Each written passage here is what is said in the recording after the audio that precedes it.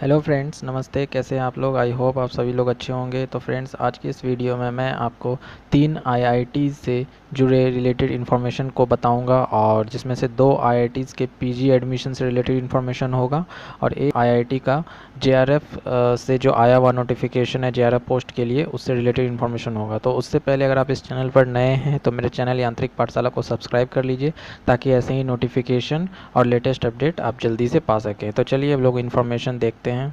तो पहली information IIT मांडी की तरफ से है, जहां पर आपका मास्टर इन रिसर्च प्रोग्राम्स के लिए नोटिफिकेशन जारी किया है। तो चलिए हम लोग देख लेते हैं कि कौन कौन से ब्रांचेस यहां पर एलिजिबल होंगे इस प्रोग्राम्स के लिए और आगे का क्या क्या प्रोसीजर होगा।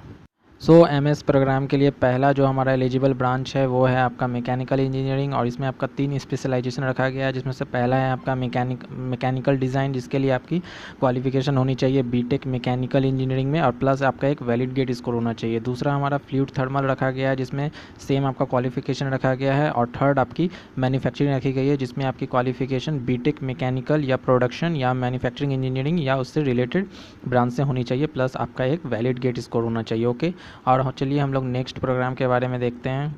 अगला ब्रांच जो इस प्रोग्राम के लिए आपका एलिजिबल है वो है आपका सिविल इंजीनियरिंग, और इसमें आपका 4 स्पेशलाइजेशन रखा गया, जिसमें से पहला है आपका जियो टेक्निकल इंजीनियरिंग, जहां पर आपकी BTech in civil engineering plus valid GATE score होना चाहिए क्वालिफिकेशन। सेकंड आपका स्ट्रक्चरल इंजीनियरिंग रखा गया है, जहां पर आपका सेम क्वालिफिकेशन होना चाहिए। तीसरा आपका एटमॉस्फेरिक साइंस है, जहां पर आपकी क्वालिफिकेशन बीटेक या एमएससी टेक या MSc in civil environmental engineering या केमिस्ट्री फिजिक्स इन्वायरमेंटल साइंस या अर्थ साइंस या एटमॉस्फेरिक साइंस या उससे रिलेटेड एरिया में होना चाहिए, प्लस आपका एक वैलिड गेट स्कोर होना चाहिए।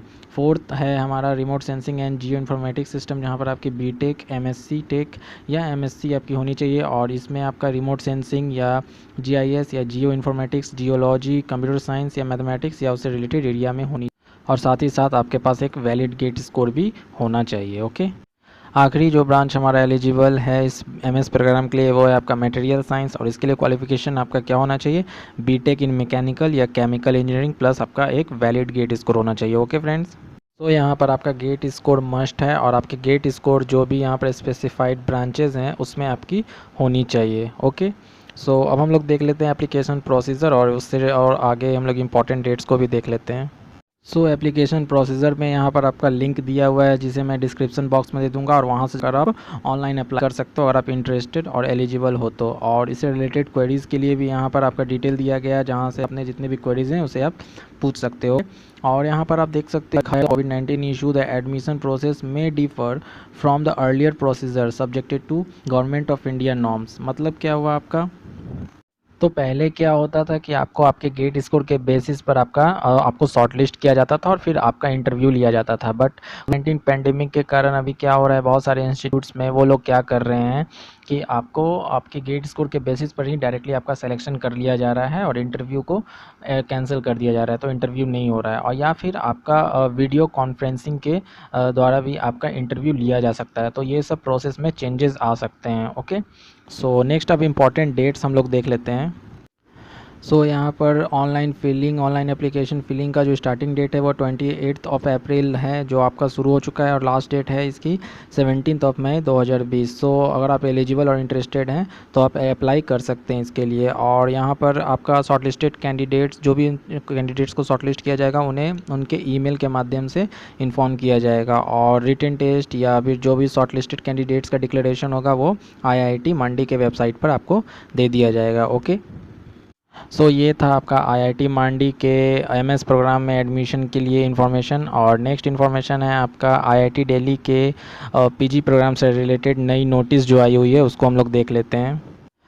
नोटिस के थ्रू ये बताया जा रहा है कि एमटेक और एमडेस प्रोग्राम्स के लिए जो आपका इंटरव्यू होना था वो अब इंटरव्यू होगा नहीं, इंटरव्यू को कैंसिल कर दिया गया है, और आपका प्योरली सिलेक्शन गेट या सीईईडी के बेसिस पर किया जाएगा, उसके स्कोर के बेसिस पर किया जाएगा। और इंटरव्यू जो कि आपका वीडियो कॉन्फ्रेंसिंग के थ्रू होना है वो सिर्फ़ और सिर्फ उनके लिए होगा जिनके पास गेट या सीईईडी का एक वैलिड स्कोर नहीं है। ओके फ्रेंड्स, और यहाँ पर यह भी लिखा गया है कि आपका एमएस रिसर्च प्रोग्राम्स के लिए जो आपका वीडियो कॉन्फ्रेंसिंग के थ्रू इंटरव्यू होना है उसे भी कैंसिल किया जा सकता है, ऐसा यहाँ पर नोटिस में लिखा गया है। ओके, और इन सारे प्रोग्राम्स में जो लास्ट डेट है एप्लीकेशन का वो जो एक्सटेंड किया गया है वो आपका 10 मई 2020 तक है। सो अगर आप एलिजिबल और इंटरेस्टेड हैं तो ज़रूर जाके अप्लाई कर दीजिए।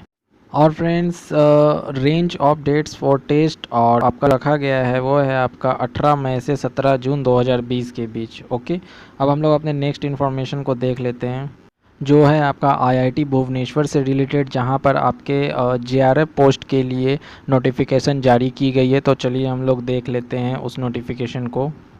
ये पहली नोटिस जारी की गई है जो जहां पर आपका जेआरएफ के लिए एक पोजीशन रखा गया है और रिसर्च प्रोजेक्ट है आपका thermal characterisation of gun barrel during dynamic firing. Okay, और जो स्पॉन्सिंग एजेंसी है आपकी वो है आपको डीआरडीओ।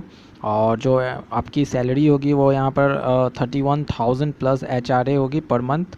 और क्वालिफ़िकेशन आपकी रखी गई है बीटेक या एमटेक इन मैकेनिकल या chemical engineering with very good academic career. Okay, और यहाँ पर आपकी डिज़ायरेबल एक्सपीरियंस रखी आपके पास या फिर गेट स्कोर होना चाहिए या रिसर्च एक्सपीरियंस होना चाहिए या इंटरेस्ट फॉर रिसर्च या फिर और भी बहुत सारी इन्फॉर्मेशन दी हुई है। अगर आपके पास एक्सपीरियंस नहीं भी है तो भी आप अप्लाई कर सकते हैं, क्योंकि यहाँ पर एक्सपीरियंस डिज़ायरेबल माना जा रहा है, ना कि essential. Okay, period of engagement आपका 1 ईयर रखा गया है और आपके परफॉर्मेंस पर डिपेंड करा जाएगा वो आगे जो भी एक्सटेंशन होगा प्रोजेक्ट का। तो और ड्यूरेशन ऑफ प्रोजेक्ट 3 साल रखी गई है। ओके फ्रेंड्स, तो नेक्स्ट और आखिरी नोटिस भी जेआरएफ पोस्ट के लिए है, जहाँ पर एक पोजीशन है और यहाँ पर आपका जो रिसर्च प्रोजेक्ट है वो है आपका prediction of impact dynamics of projectile and armour plate with accurate thermal modelling. Okay, और सेम आपके यहाँ स्पॉन्सरिंग एजेंसी है आपकी डीआरडीओ, और सेम आपका सैलरी है और क्वालिफिकेशन एक्सपीरियंस भी आपका सेम है। डिज़ायरेबल एक्सपीरियंस यहाँ भी मांगा जा रहा है। सो अगर आप फ्रेशर हो तो भी आप अप्लाई कर सकते हो और आप पूरी तरह से एलिजिबल हो। पेमेंट यहाँ पर 1 साल रखा गया है और बाकी का जो एक्सटेंशन होगा वो आपके परफॉर्मेंस पर डिपेंड करेगा।